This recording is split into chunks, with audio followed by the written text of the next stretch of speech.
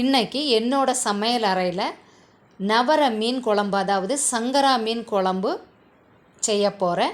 அதுக்கு முன்னாடி சப்ஸ்கிரைப் பண்ணாதவங்க சப்ஸ்கிரைப் பண்ணுங்கள் ஃப்ரெண்ட்ஸ்.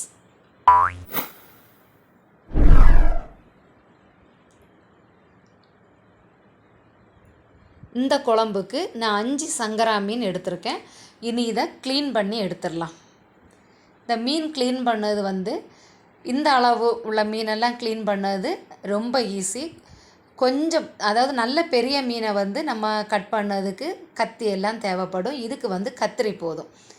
இந்த சைடு சிறகு இதெல்லாம் வெட்டிக்கிட்டு இதே மாதிரி அந்த செதில் நம்ம சுரண்டி எடுத்தால் ஈஸியாக வந்துடும்.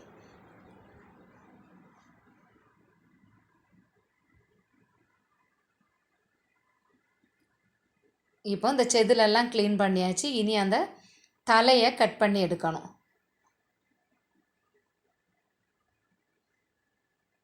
கட் பண்ணிக்கிட்டு இனி அந்த வயிற்று பகுதி இருக்குல்ல, அதை லைட்டாக அப்படியே கட் பண்ணி விட்டுட்டோன்னா அந்த குடலெல்லாம் க்ளீன் பண்ணதுக்கு ஈஸியாக இருக்கும்.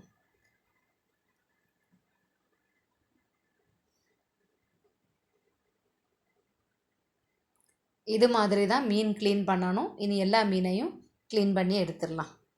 அடுத்து இதுக்குள்ள மசாலா என்னன்னு பார்த்தீங்கன்னா, சின்ன வெங்காயம், தக்காளி, மஞ்சள் தூள், மிளகாய் தூள், இவ்வளவு தான்.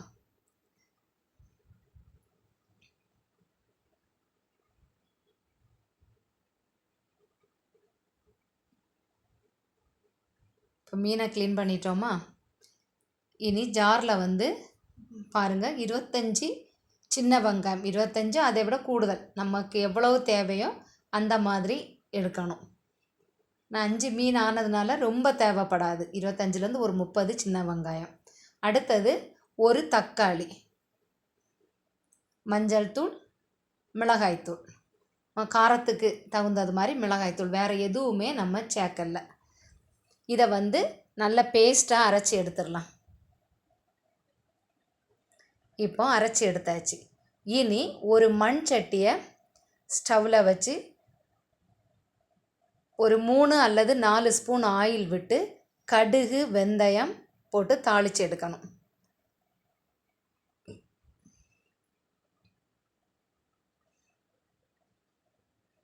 இப்போ கடுகு, வெந்தயம் சூடானதும் ஒரு பெரிய வெங்காயம் கட் பண்ணி வச்சுருந்தேன், அதை போட்டு நல்லா செவக்க வதக்கி எடுத்துடலாம்.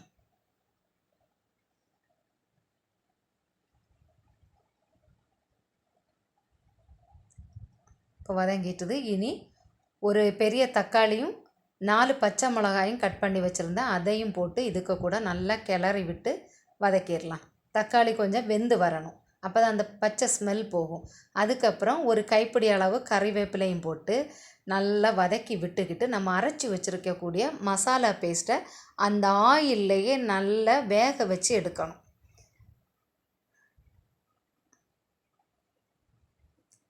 ஏன்னா சின்ன வெங்காயமும் தக்காளியும் சேர்த்து நம்ம அரைச்சிருக்கோம், அதோட பச்சை ஸ்மெல்லெல்லாம் போகணும். அதனால் அந்த ஆயிலில் நல்லா கிளறி விட்டு வேக வச்சு எடுக்கணும். அப்போ அந்த குழம்புக்கு ஒரு டேஸ்ட் வரும். இனி நம்ம இந்த மீனுக்கு எவ்வளோ புளி கரைசல் தேவையோ அந்த அளவுக்கு புளியை கரைச்சி விட்டுறணும். அதுக்கப்புறம் தேவையான அளவு தண்ணியை விட்டு நம்ம இந்த குழம்ப நல்லா கொதிக்க விடணும். அதுக்குள்ளே உப்பும் போட்டு அந்த உப்பெல்லாம் ஃபஸ்ட்லேயே நம்ம கரெக்டாக இருக்கிறது மாதிரி பார்த்துக்கிடணும்.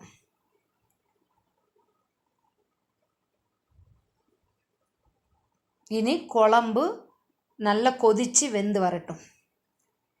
இப்போ குழம்பு நல்லா கொதிச்சிட்டு அதுக்கப்புறம் நம்ம கட் பண்ணி வச்சுருக்கக்கூடிய அந்த மீன் துண்டுகளை போடணும். எப்போவுமே மீன் குழம்பு வைக்கும்போது நம்ம குழம்பு நல்லா கொதித்ததுக்கப்புறம் இது மாதிரி மீன் துண்டுகளை போட்டு கொடுத்தா அந்த கறி ரொம்ப டேஸ்ட்டாக இருக்கும்.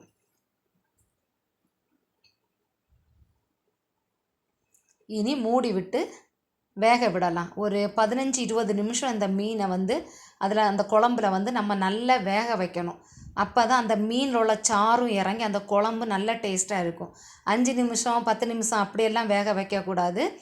இந்த அளவுக்கு வேக வச்சாதான் அந்த மீனில் உள்ள சாறு எல்லாம் அந்த குழம்புல இறங்கி அந்த மீன் குழம்பு நல்ல டேஸ்ட்டாக இருக்கும். இப்போ மீன் குழம்பு ரெடி ஆயிட்டு ஸ்டவ்வை ஆஃப் பண்ணிடலாம். இப்போ மீன் குழம்பு ரெடி. இதே மாதிரி விதவிதமான சமையல்களோட நாளையும் சந்திக்கலாம். இந்த வீடியோ பிடிச்சிருந்தா எங்கள் சேனலை லைக் பண்ணுங்கள், கமெண்ட் பண்ணுங்கள், ஷேர் பண்ணுங்கள்.